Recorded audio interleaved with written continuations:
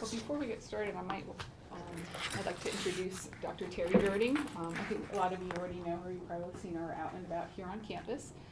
She has her PhD in ecology, evolution, and organismal biology. You found that somewhere, didn't you? Indiana University. Yep. I used to be a research and instruction librarian, so I can find things. Yeah.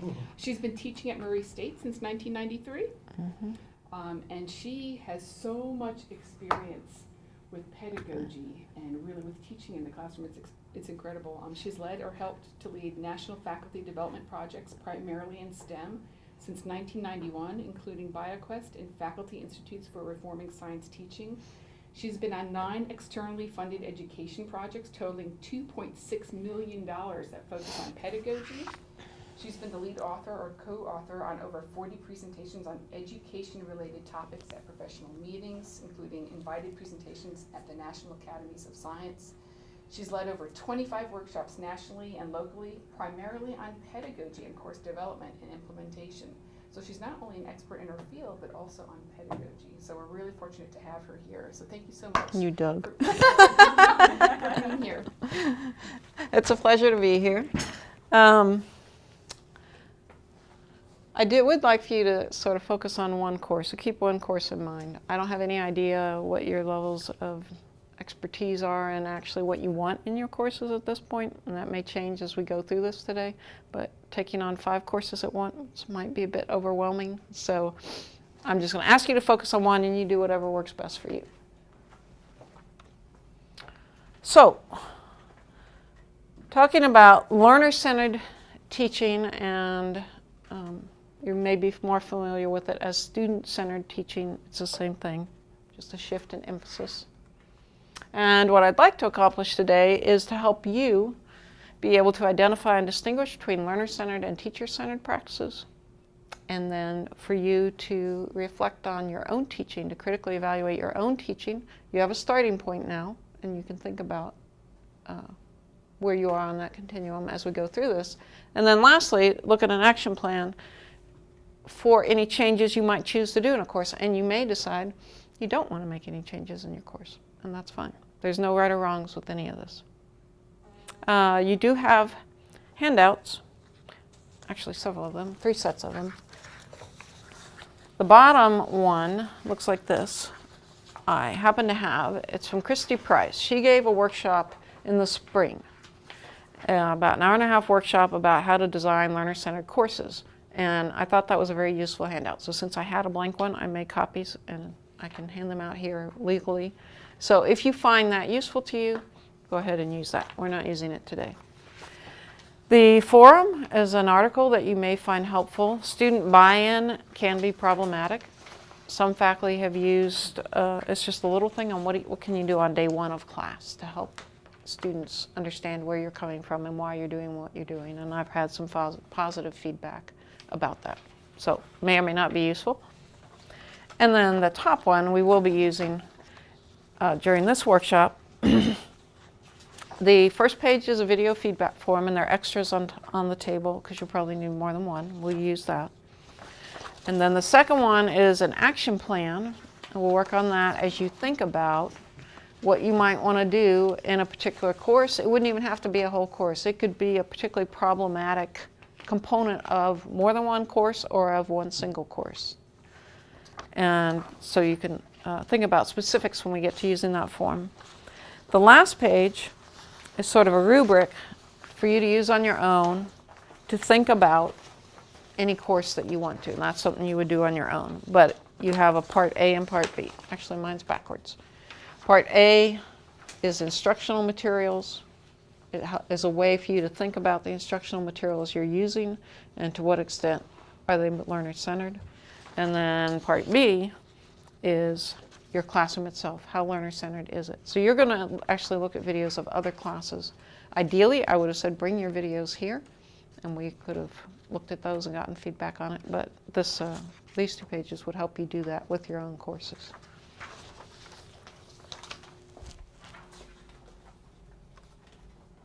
So there's sort of 3 parts to this. I'll talk about why I picked this particular topic, and then what is learner-centered teaching, and then you working on your own courses.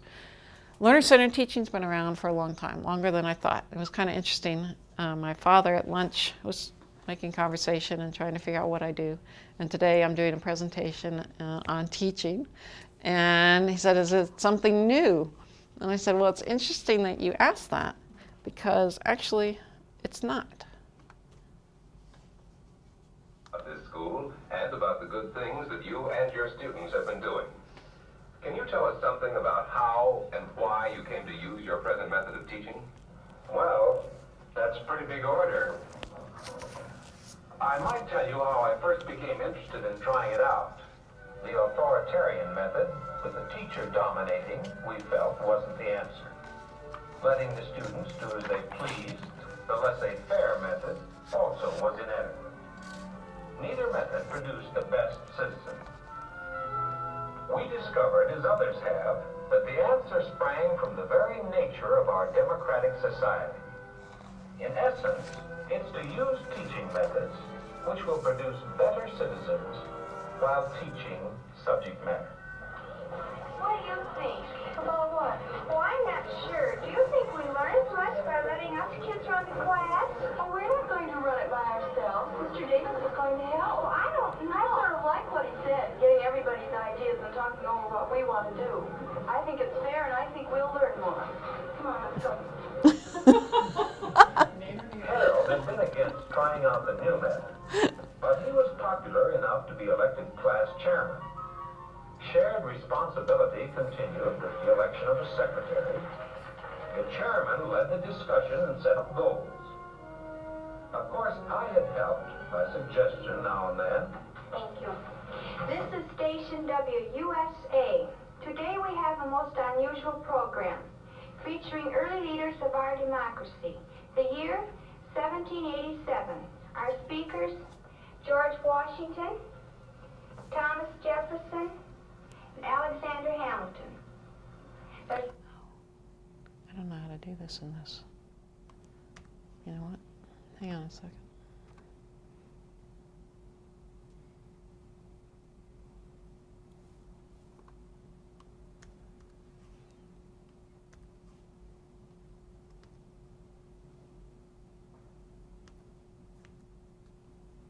Where's my video? We're trying to go back to the video I need it on display. duplicate. It's on extended, and when it's on extended, I can't control what I need to control. And now it's gone. All right, let me think. So the students do their thing, and at the end, he says that he's found the method that worked for any class, any subject, any teacher, and any students, right? So this is in 1940. And I realized in 70 years, we're doing the same thing, just in a modern context. We really are. And so we've still got books like this.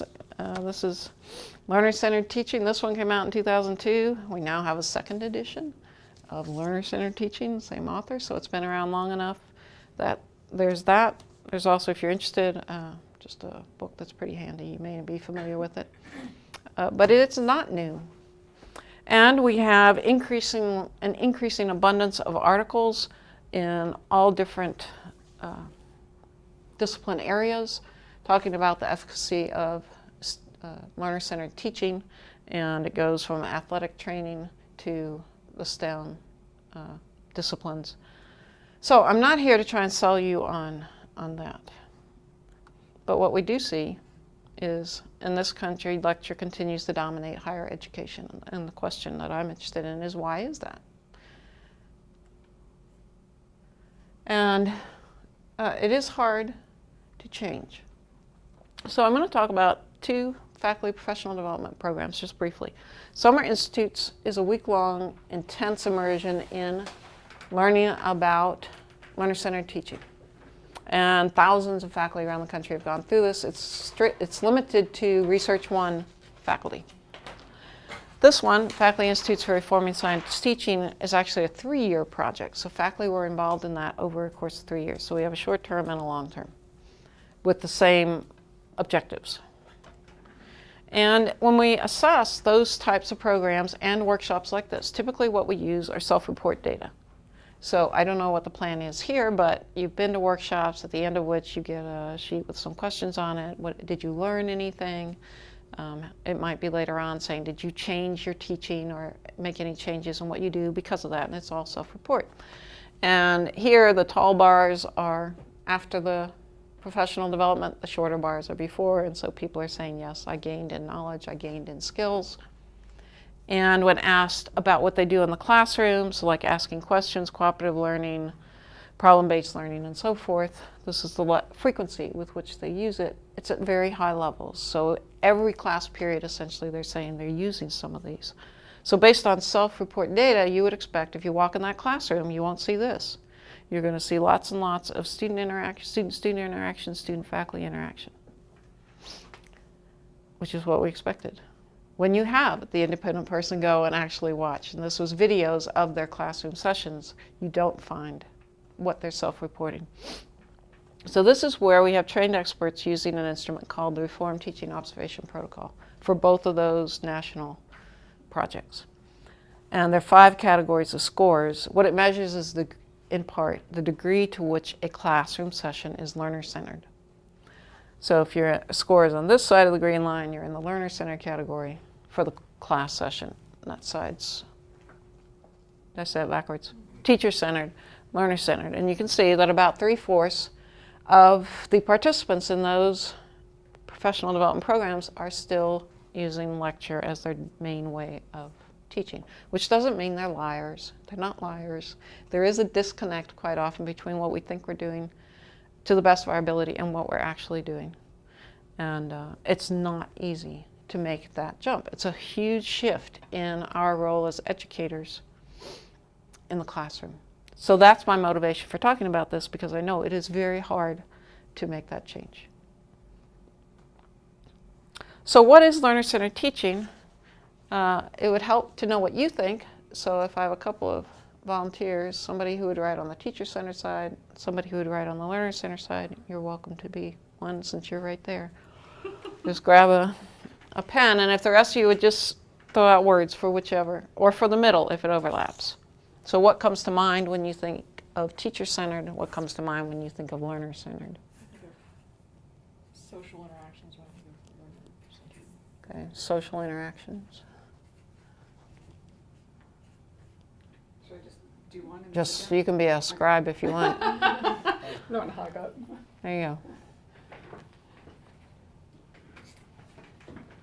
You want to be a scribe on the... Good. Why don't you, Laura, be a scribe on the learner-centered? While we're doing that, we can do 2 things at once. If you would just say what discipline you're in, name and discipline. Oh, engineering. Okay. And Electronics. okay. And you are? Sid Martin. Okay. Tommy, excuse me, Tommy Ferris, College of Education, School Administration. Robin Zhang, Geosciences. Claire Fuller, Biology. Laura Beckers, Biology. Michelle Santiago, Ag Business. Okay. Good. A lot of STEM.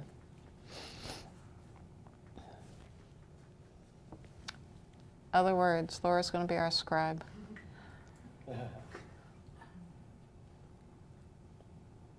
When I think of teacher-centered, I think of like the teacher being the one that's planning and Mhm. kind of like leading where the class is going and where the semester is going in terms of content, and being very, I guess, one-dimensional. I talk at you. Push content. Yes, that's a better way to say it. As far as teacher-centered, I'm the dispenser of all of the knowledge. All knowing. And what are the students? They The just, vessels. it just, They're empty, aren't they? they absorb all the knowledge. Sponges. Sponges are empty.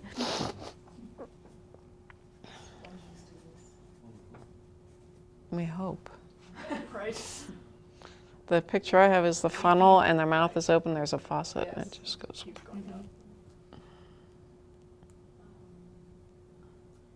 Thinking, maybe thinking for learner-centered. Mhm. Yeah.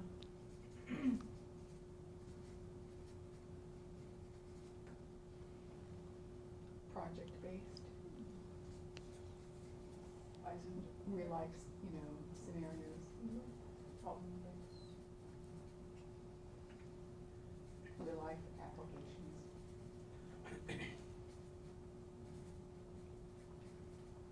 Service learning. I'm sorry? Service learning. Mhm. Did I hear you right? Could project-based and service learning be teacher-centered? Yeah. Yeah, I was kind of thinking project-based could also kind of go, kind of depends on how it's used. How, yeah, what the project is and who defines the Right. project. How much Mhm. freedom there is. If it's top-down, then it's teacher-centered. A question, does our method of assessment, can it fall into one or the other category, or is that a totally separate thing here? As far as how we assess It our can. students? You could have more student learner-centered assessment.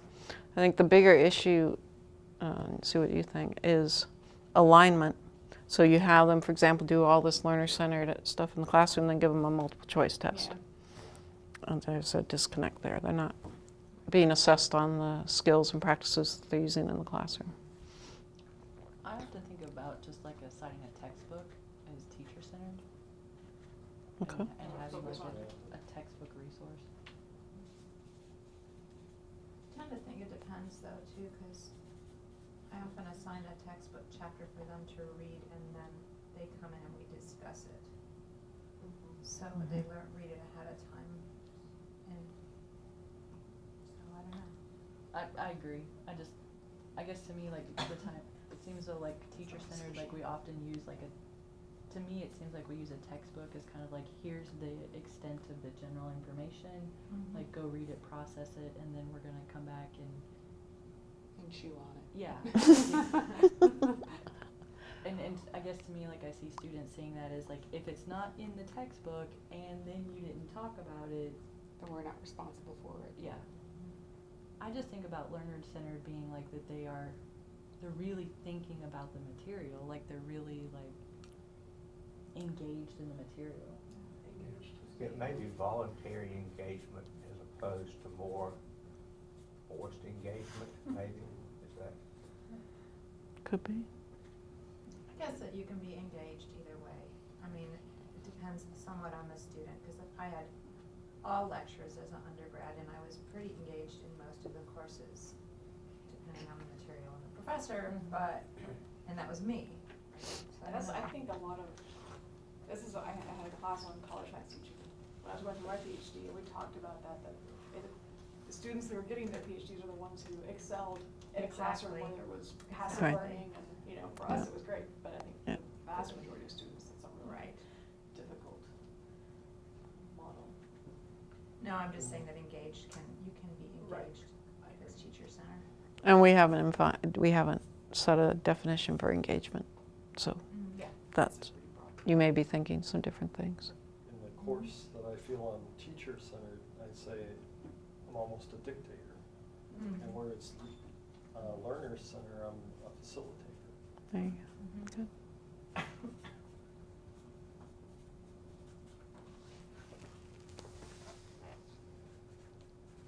Good. That's a good starting point. Sufficient. Thank you.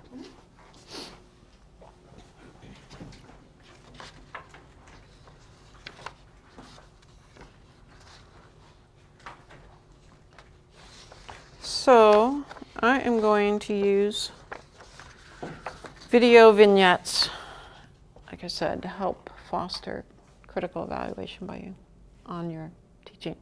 And there are plenty of studies that show that using videos, just that visual, does help us become more aligned between what we think we're doing and what we're actually doing. I think probably that is one of the biggest challenges that keeps faculty from moving over.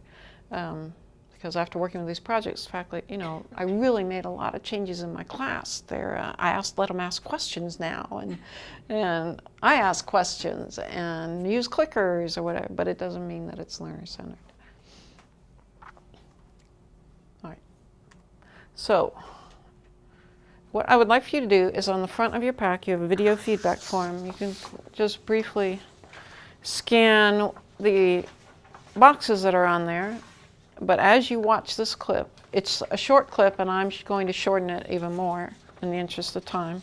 If you would focus on the top 2 boxes, what are the students doing and what is the instructor doing? And you can take notes as we go through this.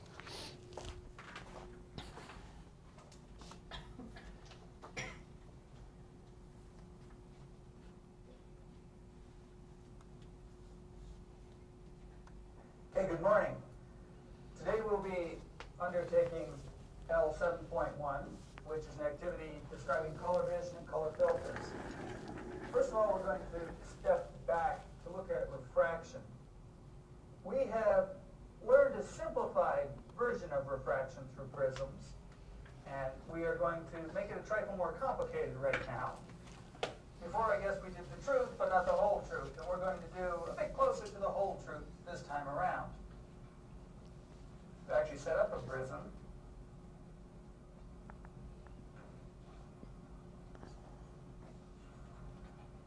And we have white light coming in and striking, moving from air to glass and back to air. Our ray strikes the interface between the air and the glass. We can draw normal at that point.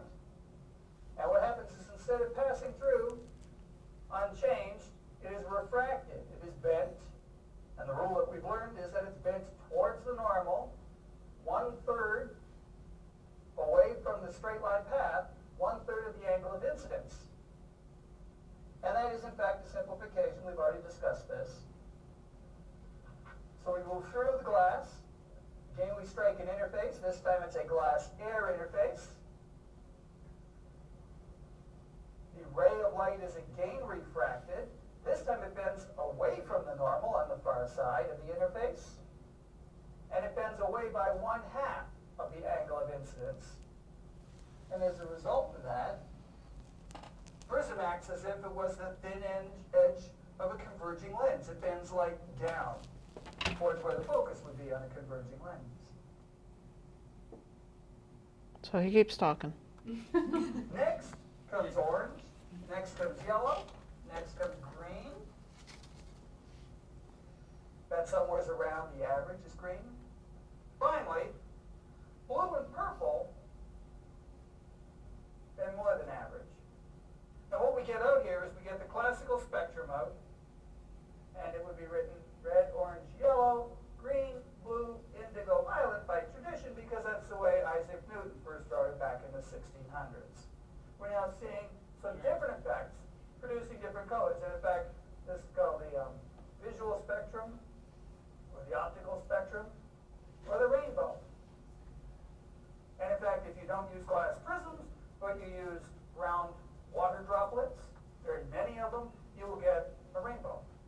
Anyway, so what we are going to do is we're going to look today at color filters. We need to have a nice bright spectrum to start with. Now, we're not going to use this technique to produce a spectrum. This technique kind of produces lousy spectrums. Unless you've got millions of small raindrops, you don't get a strong spectrum.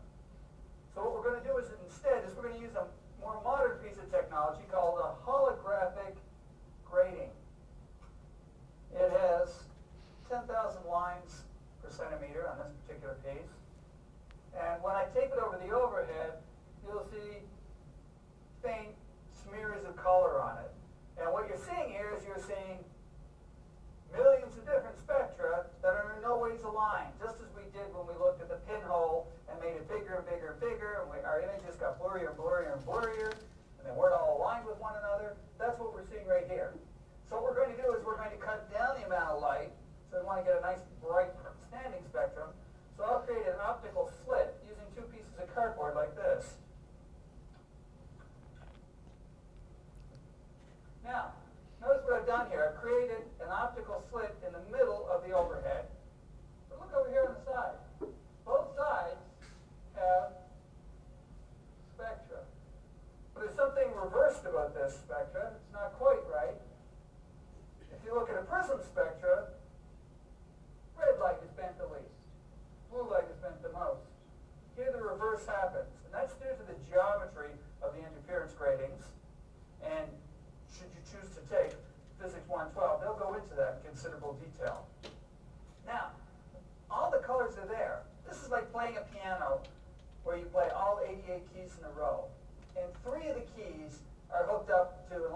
guitar amplifier. So 3 of the notes come out screamingly loud, and the other 85 are quite quiet. When we see the optical spectrum here, there are millions of colors. But red, green, and blue come out louder than any other single color. And that's actually an important clue as to how our eyes are designed. This device over here you're all familiar with.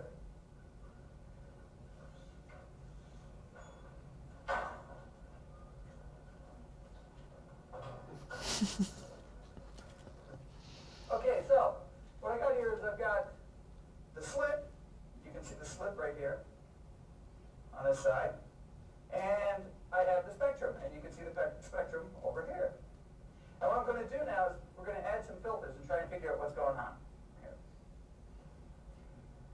Okay, if you look at the very top here, the top of the slit, here's the top of the slit. You can actually see the red filter here. The rest of the slit, which is no color on it.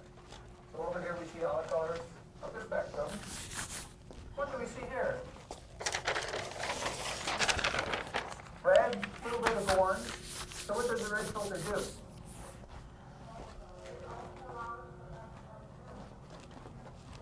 The red filter only allows red light through. That's all it does. Okay, now knowing that, red filters absorb everything but red, then we would expect blue filters to absorb everything but blue. Is that correct? Okay. There's a little bit of green getting through. Yes, it's not perfect.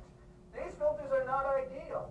If you look over here on the red filter, a little bit of orange and green actually got through. If we look at the blue filter, a little bit of green got through. But it really blocked out this side, and the red filter really, for sure, blocked out that side.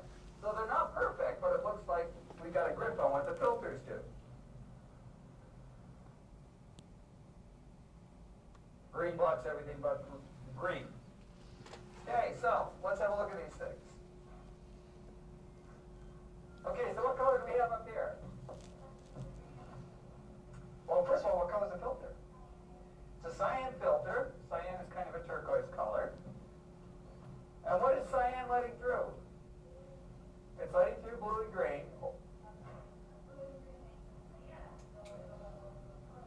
Okay, so blue and green together are ready to give us cyan. So let's 2 colors through. And it's blocked out all what? Red. Magenta. Magenta lets what through? Magenta is allowing red and blue through. Magenta leaves out green. I remember that because magenta's got G for green in it. Okay, so magenta blocks out most of the green. And again, it's not perfect. Some of the green is getting through. But it's taken out the center of our spectrum here. And our last filter is yellow in that sequence. And this is a pretty orangish yellow. I think gives you the idea. And the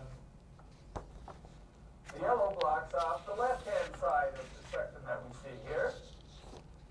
Okay, so the complementary colors also work by passing certain chunks of the spectrum.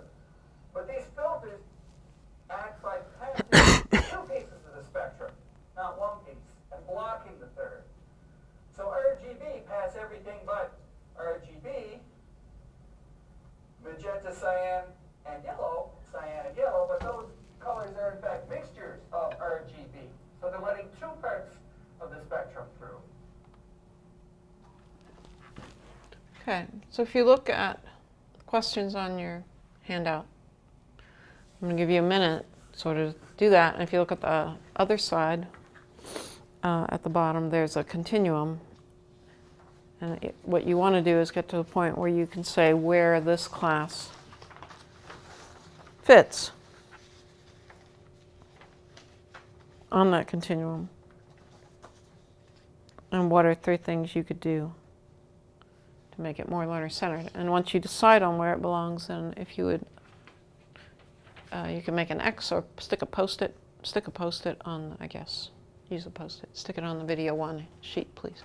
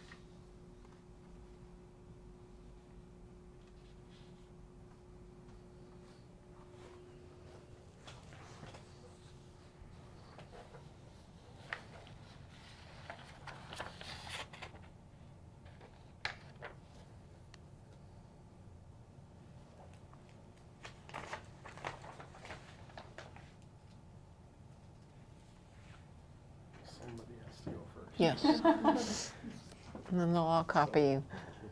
So if I get this wrong, don't. There's no right or wrong.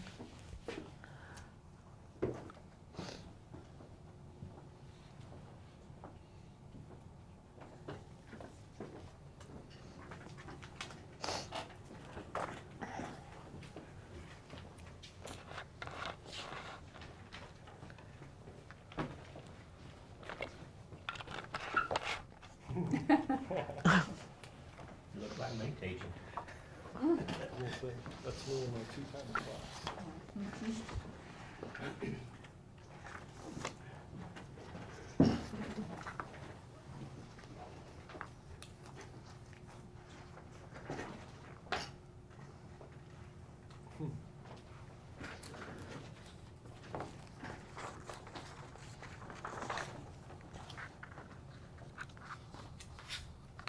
All right, pretty much in agreement.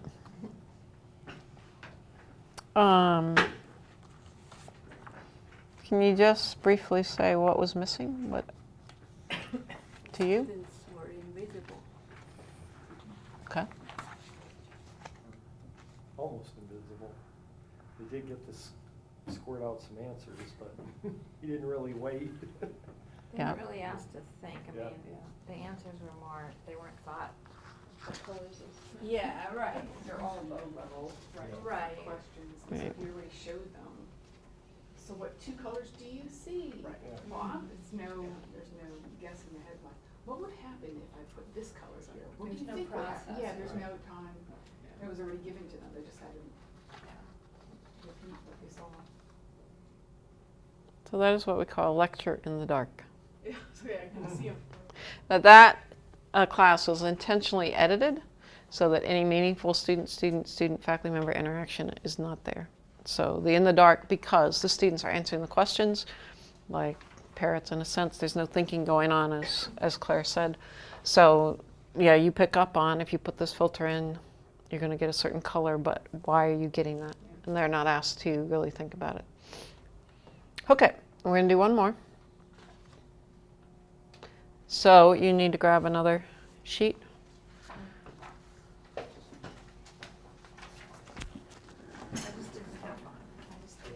Yeah, you can write on the same one if you want, or if you need more. Oops, wait, where's my numbers? Wait. Okay, if I can have your attention, please. What we're going to be doing today is we're going to... This is actually a teacher education video for pre-service teachers to And close. this up really makes all of electricity work much better. Anyway, so what you're going to be doing today is you're going to be working through E1.1.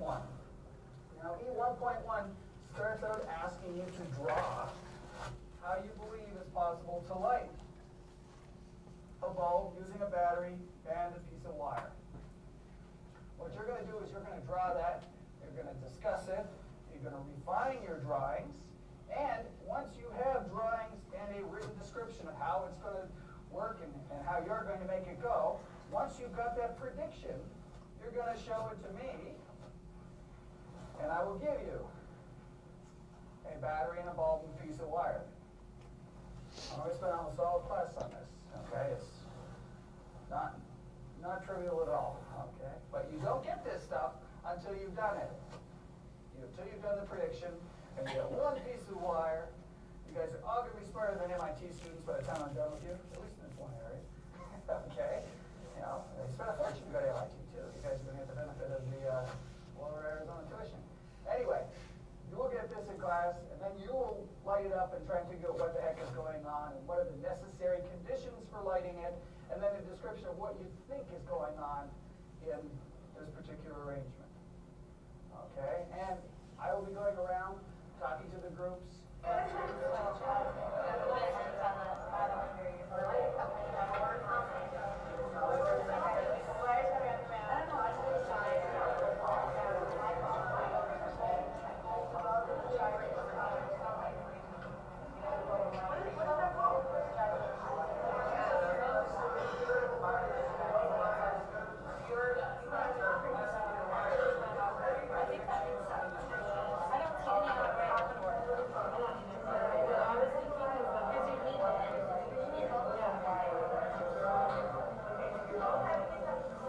But I keep working on that.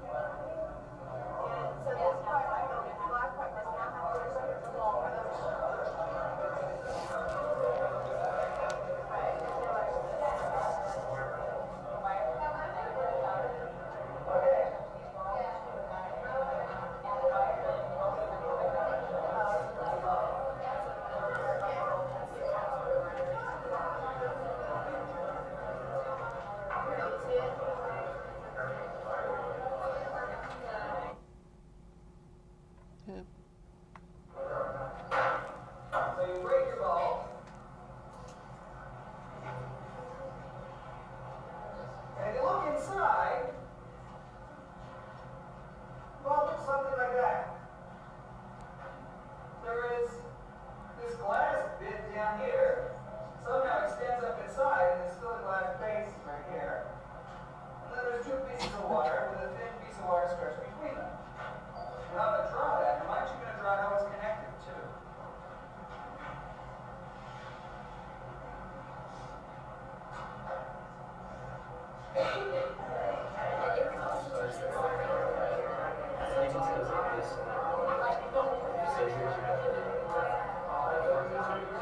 So they continue, the students continue. They're drawing, is that? Yeah.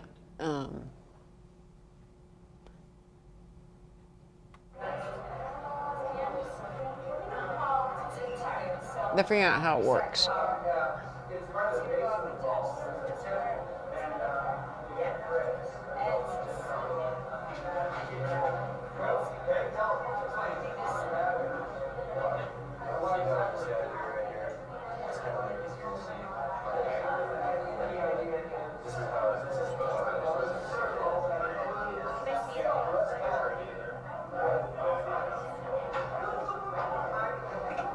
has a drawing. Yes, you're right. And your bulb, so that part of the loop is the filament and part of the loop is the battery. Any arrangement, whether it's with 2 wires, 3 wires, 9 wires, 1 wire, I use the back of the scribbler for a wire up here, it's just got to have this closed path. Now, some of you have been asking me some questions about the light bulb itself. What happens here is this wire is incredibly fine. It's much finer than the hair on your head. Okay, and you're going around to look at it.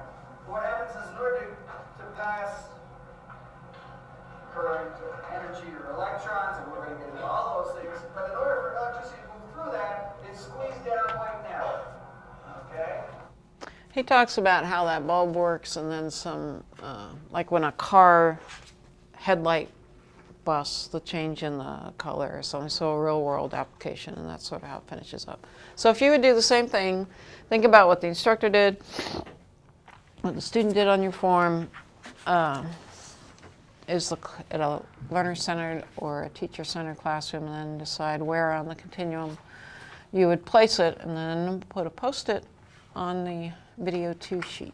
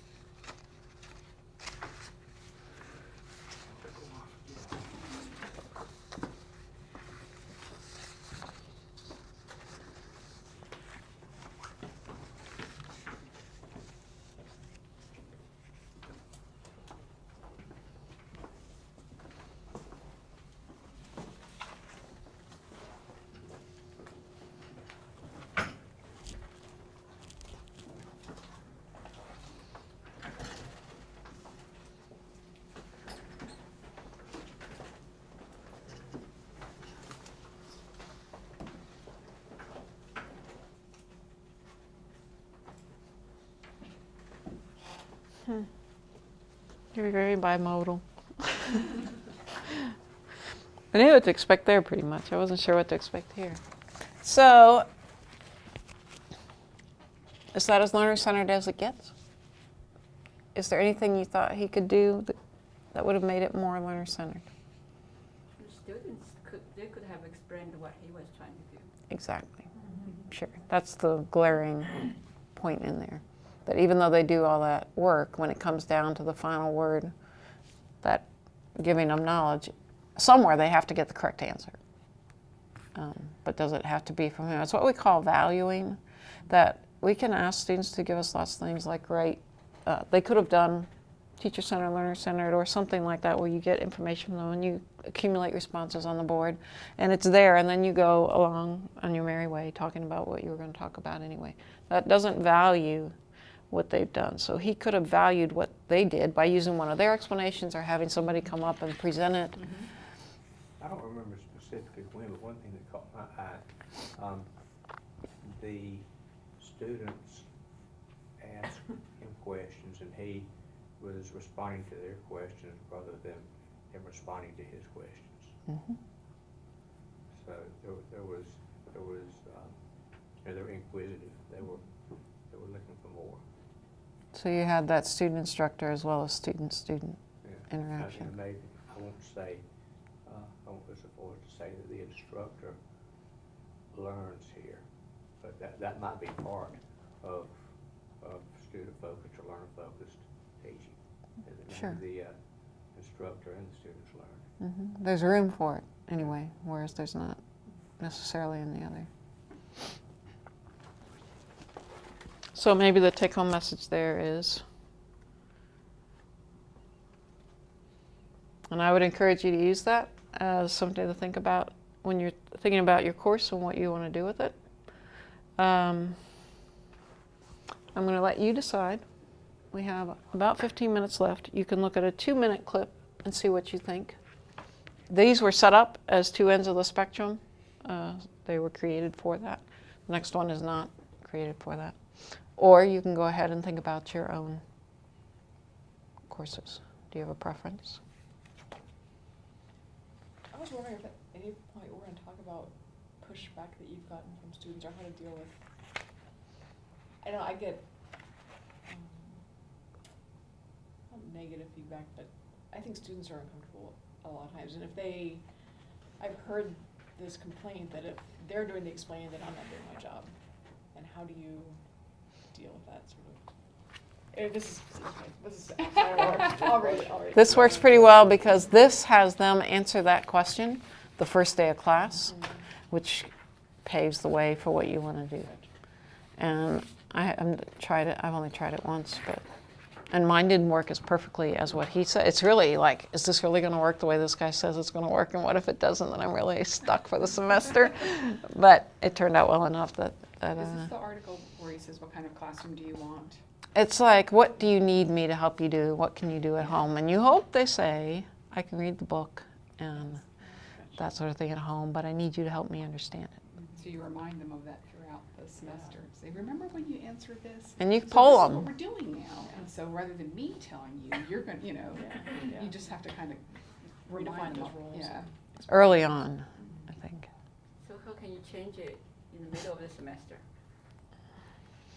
That's difficult. It's Once kind they of get getting used to. Everyone is settled into this That's style, true. this- I think you can be honest. I think you say, hey, I attended this workshop and I really would like to try to move towards a more learner-centered classroom. And I'd like you to help me with this. How do you think you can help me with this? And then they get to talk and you get their input and then you go forward. And saying that they seem to be doing a good job of learning the basics, but they're struggling with some of the tougher concepts. So you'd like to devote more class time to focusing on those concepts to help them do better, to learn more, do better on exams. They should, a way that makes them see there's some benefit in it for them, rather than you're imposing something on them. You'll never make everybody happy, though. I don't think so. So what would you like to do? Do you want to see what you think in another one, or do you want to think about your own course? I'd like to see the next. You spoke. It's short, but actually there's two things going on here. So I'm asking you to multitask. There is an announcer talking about the pedagogy type thing, but then there's also this classroom dynamic going on. Look at the classroom dynamic. That's what you want to focus on, what the instructor's doing and what the students are doing. But there's also this other information.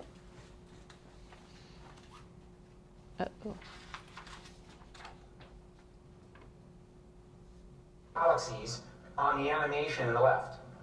Notice that the least massive galaxy, first of all, isn't as bright. The students in my class are fine arts majors, English majors, journalism, business.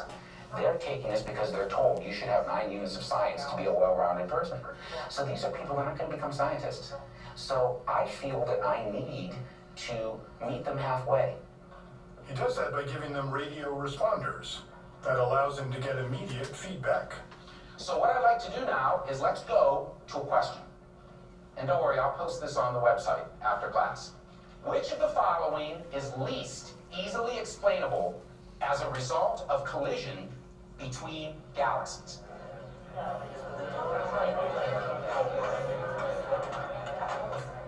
Has everyone answered? Interesting.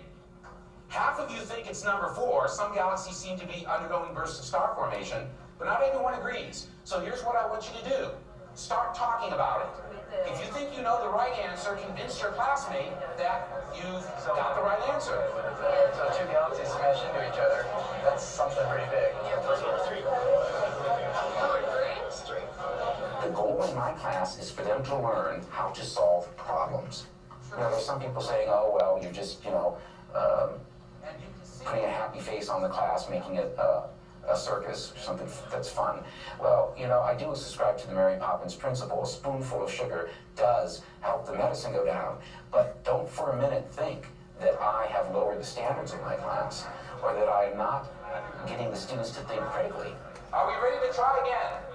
Let's see how many people changed their mind. And this time, the correct answer will be highlighted in red. I changed mine at the last second. That's sweet. At least more of you got to the right answer. Let me just give you a brief explanation. Here's a person who has figured out how to marshal not only the technological resources, but the teaching resources to transform a sleepy, potentially sleepy, disengaged, uninterested group of students into interested students. What do you think? Where would you put it relative to those two?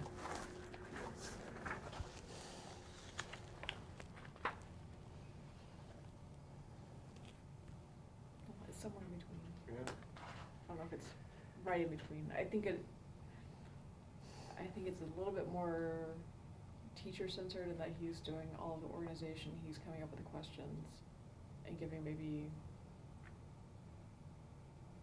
direct instructions to students about what to discuss and how to. Yeah, there's a lot more organization and direction from the instructor than maybe something to be right in between. I don't know what an in between would look like. But they're certainly more engaged and active.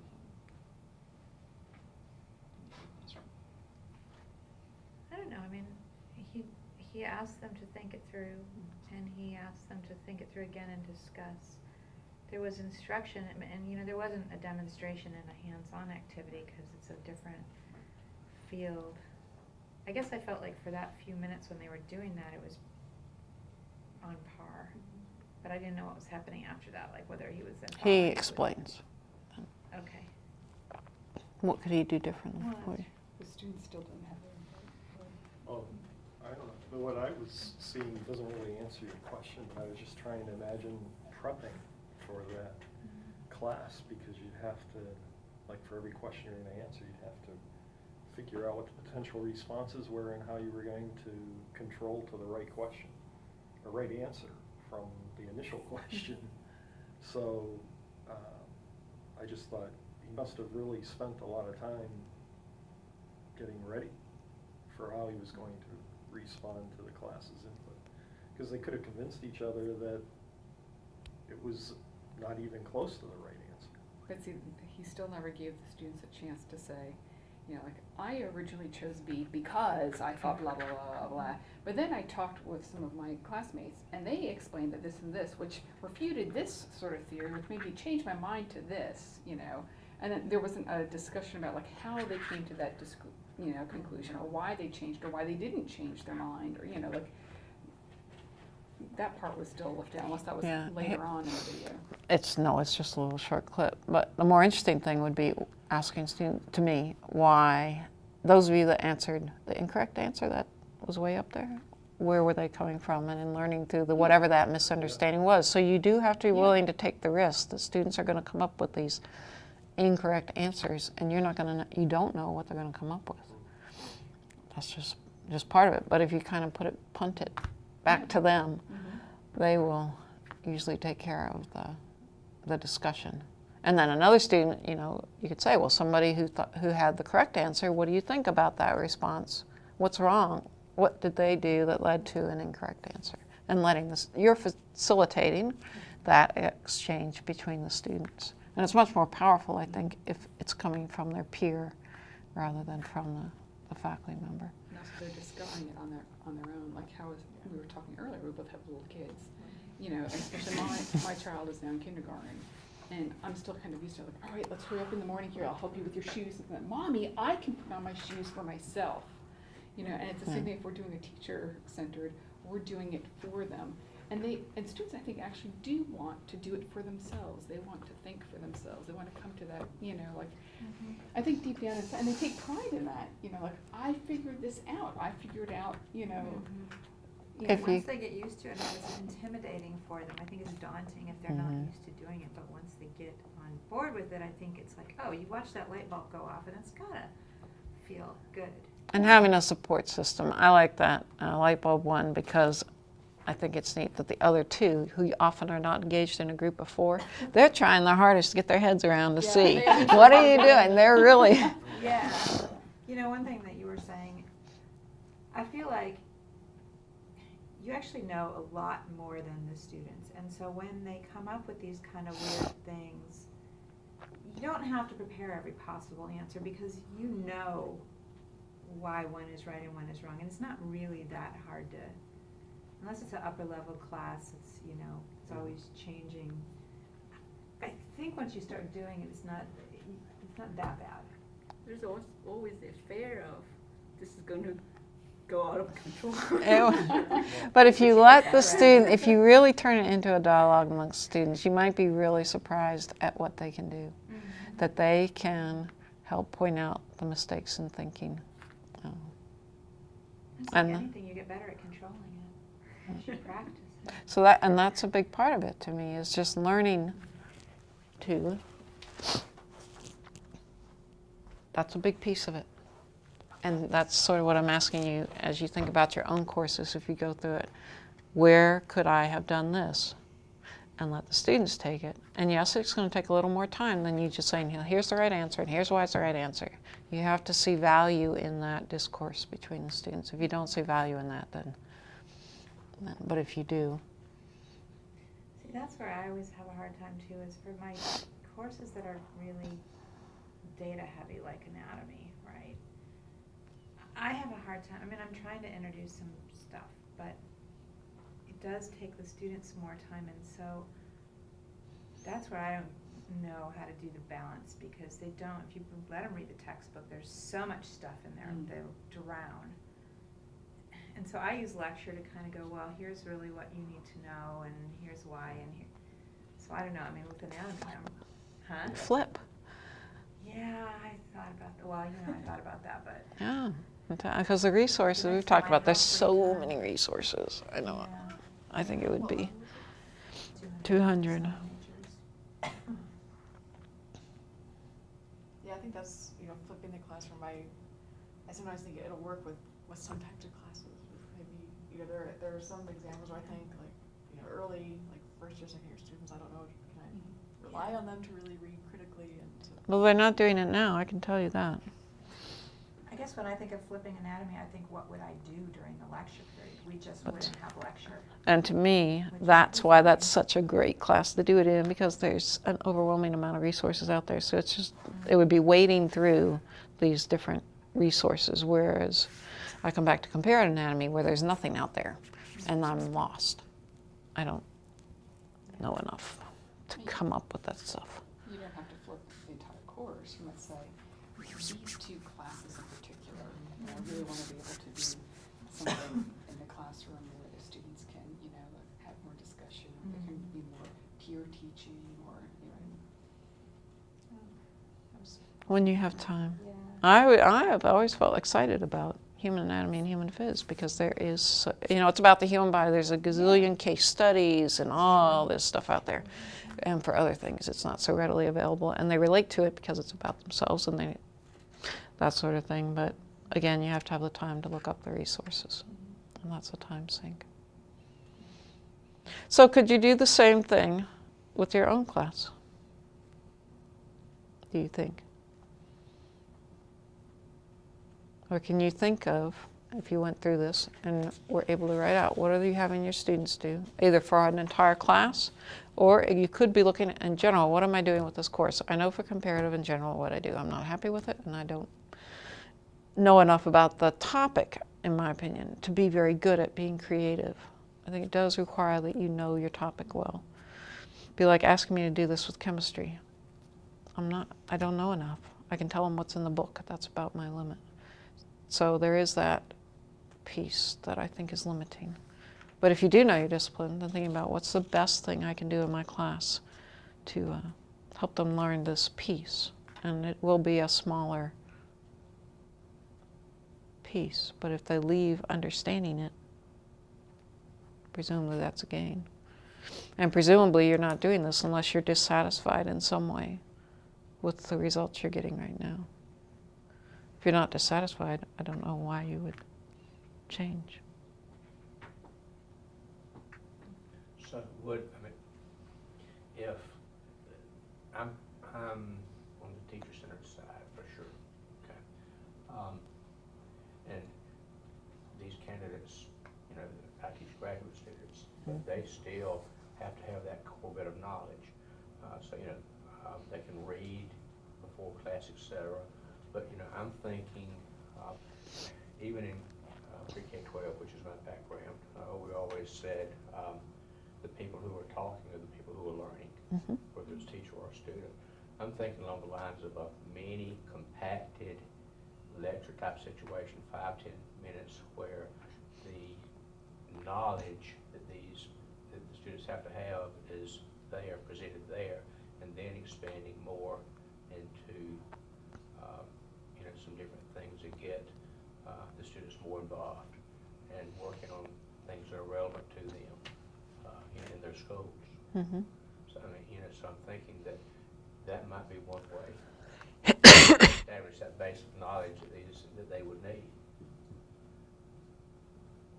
It's called bookends, where you have your content lecture, first 5 or 8 minutes or something, and then at the end, and then in between they're working on something. Or this flipped classroom. Yeah. The flipped classroom, you don't have to spend time in class with that, but then you have to know what you want to do in class. And some people respond to that and say, that is so exciting because now I can finally do in class what I've always wanted to do in class. And another response will be, what would you do in class? So people come from all ends of the spectrum. But sure, that's kind of an intermediate. Well, it's crucial that we in the department I work in, which is educational studies, working with educational leaders in PK-12 schools, we have to do some things differently because we're moving more toward a hybrid format, and we don't have 4 hours every week of class time to sit there and go through the same old things. So we have to find a way to deliver more efficiently, I think, less effectively. That's hard, I would say. And some of us are struggling with that just a little bit. Plus, our students are struggling with that a little bit, I think. And the hybrid in what way? Part of it is competition based. Part of it is based on the fact that students don't learn the way that I learned when I was in school. Sure. But we're doing online. We're not meeting with students face to face. Okay. So online. Rather than meeting weekly, we're meeting every second week, every third week in some cases. But then we're focusing instruction online through not necessarily we're online at this time, but doing assignments, etc., and then preparing for the actual face-to-face class meeting. No, the online's a whole nother story. That's difficult, I think.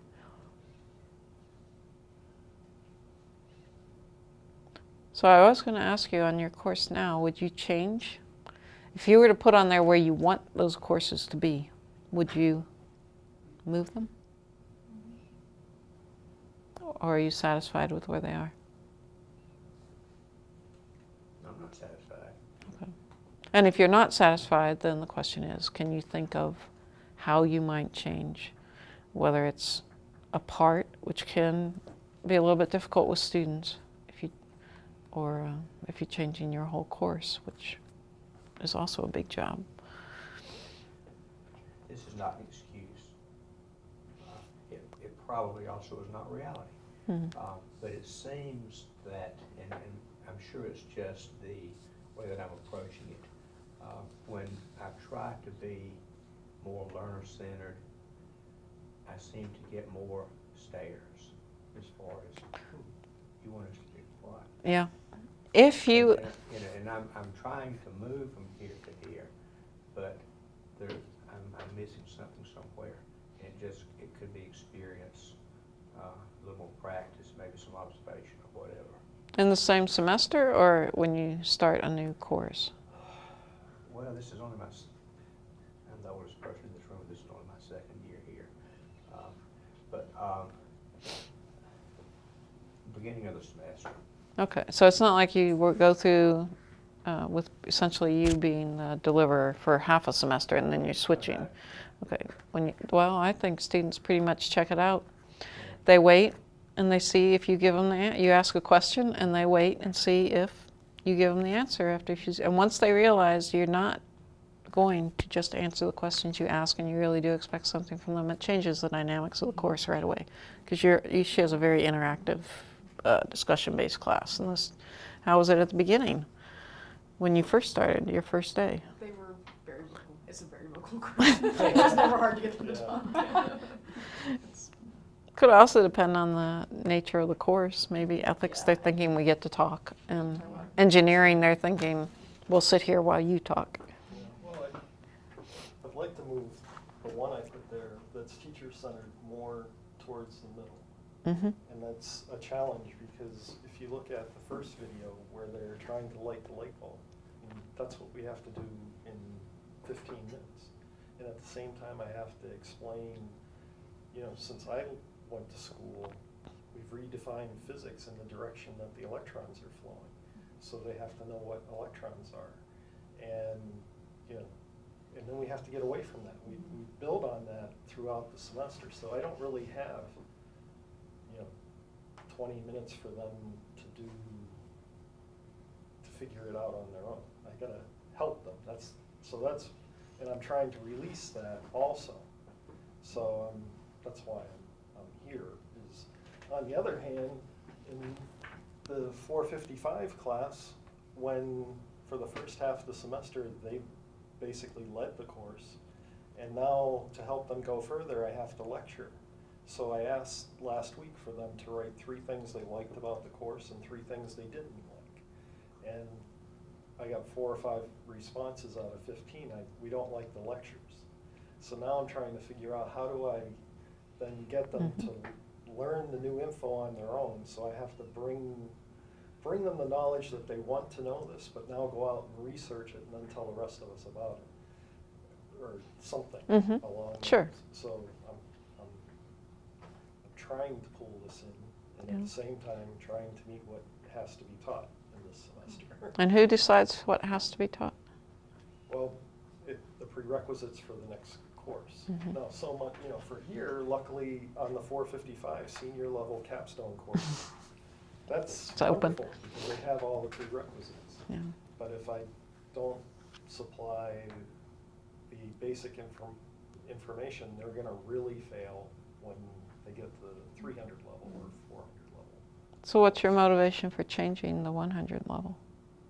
The 200 level? Or 200? Because I have, it's a larger class. People are falling asleep. They look disinterested. You start Facebooking, texting, whatever. Okay. So if I can engage them, then those problems go out, out the door. So. There's lots and lots and lots of information online about techniques for engaging students that at all levels you may want to, and there's no shortage of that type of information. I don't think. In fact, I just have a little engineering video clip on learner-centered teaching. I didn't use that particular one, but he does things. So in the lab environment, I try to bring this out a lot more, and I would say that is, for the lab, it ends up being very student-oriented. I let them fail, and so they're safe, but things smoke. That's it's part of the. Are you satisfied with their learning in the lecture part? Yeah, I'd say I'm with the majority. I mean, we all have students who don't apply themselves, I think. So the ones that are applying are doing well. So I'm really happy with my capstone course. I would, in looking at techniques, ask people, ask us for ideas of what can you do at whatever level it is. It's my first year, so I'm exploring. Good for you. Yeah. That is. That's great. For any of you, I said this isn't about techniques, but if you need techniques, obviously, Lilia can help you, I can, any of the other teaching fellows, everybody has ideas, anybody here has ideas about what they've done in their classes. Sometimes asking your other colleagues to find out, what are some of the things that you've been doing, what has worked, and then you can adapt their ideas to fit your. I like observing other instructors really, just to see what. Even outside your discipline, Yeah. that you say, Mhm. I could apply this Right. this way, or. And thinking about that. What are we doing that I could have them do? And you're doing that. You're trying to figure out a way to do that. Yeah. Well, thank you so much, everybody, for being here. I really appreciate it. Thank you. Thank Dr. you. Derting. Thank you. Thank you very much. Thank you very much. It's nice to meet Very helpful. you. And for those You of were you, quiet. please keep in mind the other workshops that will be going on, throughout the rest of the semester. We now have a new